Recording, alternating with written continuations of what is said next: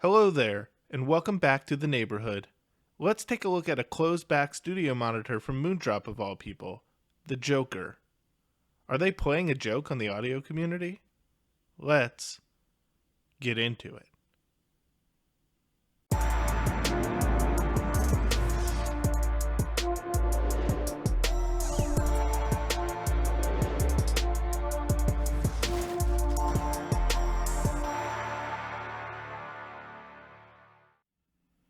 The Joker comes in price low at $79.99 from Shenzhen Audio, who sent this set into the channel for review.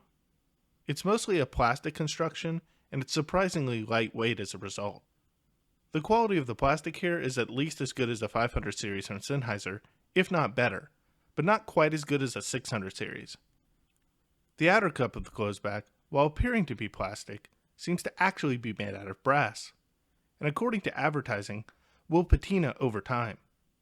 In any case, they seem like they'll hold up to some abuse either in the studio or in a home.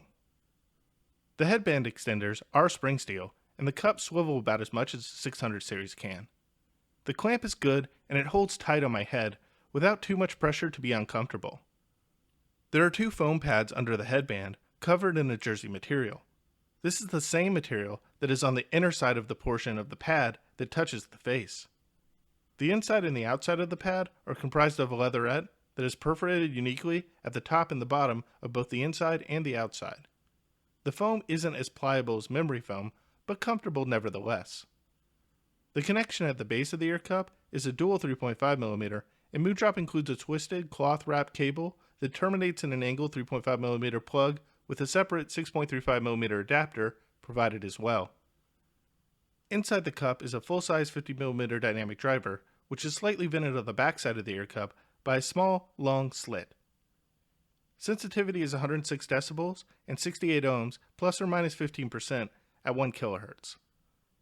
Despite the relatively low impedance rating, I listened to the Joker powered by both solid-state and tube amplifiers, and they performed well on each. The Truth Ear Shio was an excellent match for my phone, and the Dark Voice 336 SE was entrancing at my desk. I also enjoyed the Joker with my reference Tron Signature amplifier and the Bravo Audio Ocean hybrid tube amplifier with the Raytheon 12AU7 installed. But it didn't pair well with everything, as I found it a bit too brittle and thin off the Hibby FC3, which might not have enough power to amplify the Joker fully from only 73 milliwatts of single-ended output. But perplexingly, I was able to drive the Joker over Bluetooth with the BTR3K single-ended output of only 78 milliwatts, even if it did take a lot of the capacity of this amplifier to do so. In any case, this still suggests that one might need at least a little bit more power than a standard output jack to power the Joker appropriately. With regard to its sound, it's marketed as a monitor, and I think this is a smart way to go about things, as it does offer a relatively balanced, monitor-like sound. Timbre can vary a little bit if not well powered, leading bright and thin in such circumstances, but if well powered, it's mostly a neutral set in its tones, and its note weight being close to that of a Sennheiser 560S. At times, I will note that the Joker does have a very small hint of metallic timbre, but this was also somewhat dependent upon the device driving it.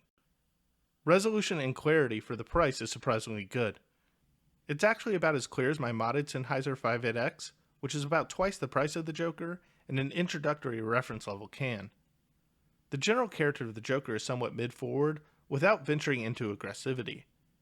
Its treble is decently well extended, with a mild amount of air and limited sparkle, but this has more of a traditional monitor voicing, and like monitors tend to do, does start to noticeably fall off after about 10K or so. As such, the Joker is not likely to satisfy many treble heads. The bass has excellent low-end information and is relatively nimble, even rumbling at times, but bottom-end presence levels and dynamics and slam are limited, so this won't be a headphone to appeal to bass heads really either. And because bass amplitudes are limited and the treble isn't super far reaching, one might want to exercise caution when using the Joker to test upper and lower limits as a monitor, as I could see someone mistakenly jacking up the bass on a track or missing some potential sibilance or treble harshness in a recording during an evaluation, as the Joker really isn't always going to be the best at exposing such problems during playback. Nevertheless, as a budget offering, it's good enough, and this makes it more appealing to listen to for enjoyment in any case. Even so, these have a great wide stage for a closeback, especially at this price. Separation of notes and instruments is distinct and well spaced. You can really distinguish one instrument from the next and pick up on nuances of how each instrument is being played. Imaging is well done, and transients, while not striking, are pretty decent. Decay characteristics and peripheral sounds are largely natural in conveyance. Vocals are well isolated and richly delivered to the ear, both males and female vocalists alike. I do not hear any additive sibilance or harshness beyond what is already present on the track. General depth of the image is also above average, and there's enough detail to satisfy most listeners below the $300 price point. The sound signature here actually reminds me a lot of how a well-implemented bookshelf speaker might present without a subwoofer. It may not be as full-ranged or as low and capable as a full-size speaker, but the presentation of sounds is clear, distinct, cohesive, and with excellent imaging and staging properties too. In fact, during my first listen to the Joker, I thought, these really remind me of something, and I couldn't quite place it, and then it came to me. The KEF LS50.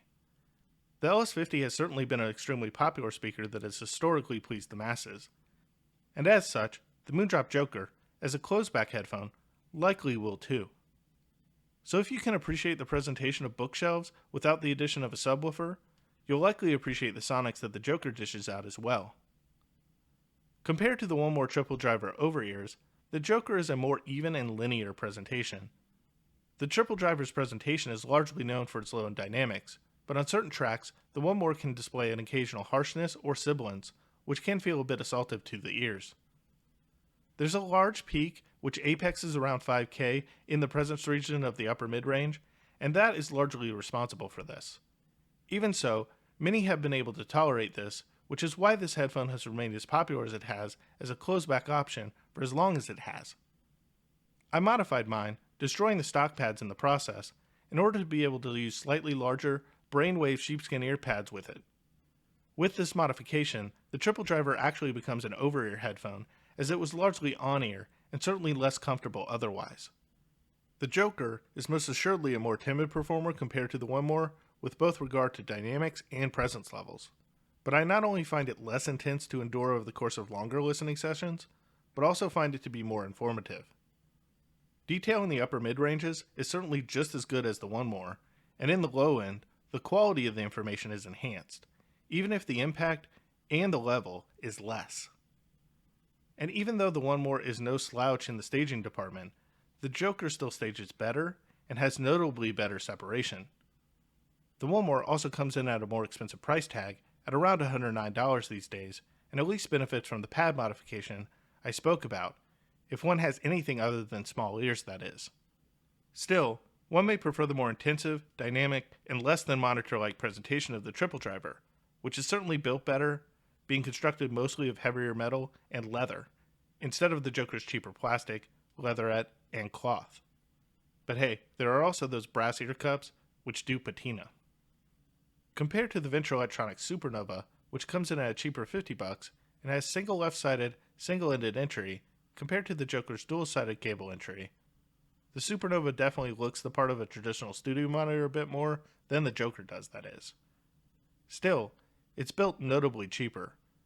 For instance, I'm not even sure it's fair to call the tension strap leatherette, as it may be the most plasticky and cheapest feeling leatherette strap that this channel has ever come across to date.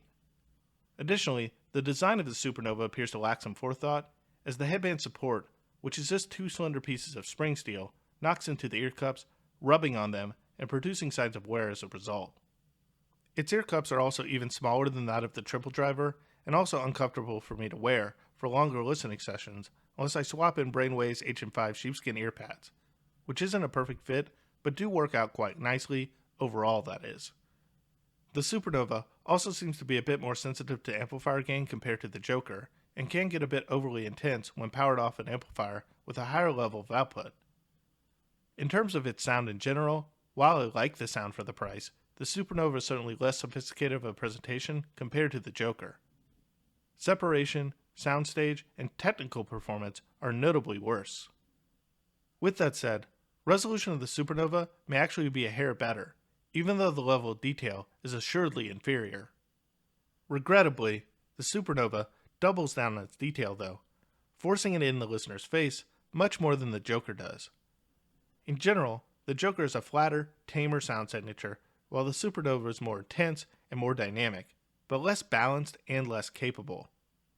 If picking a cheaper monitor to equip a new studio, I'd gravitate towards the Joker between the two, as it has a more even frequency response, isolates sounds better, is built better for longevity, and comes better equipped for comfort right out of the box.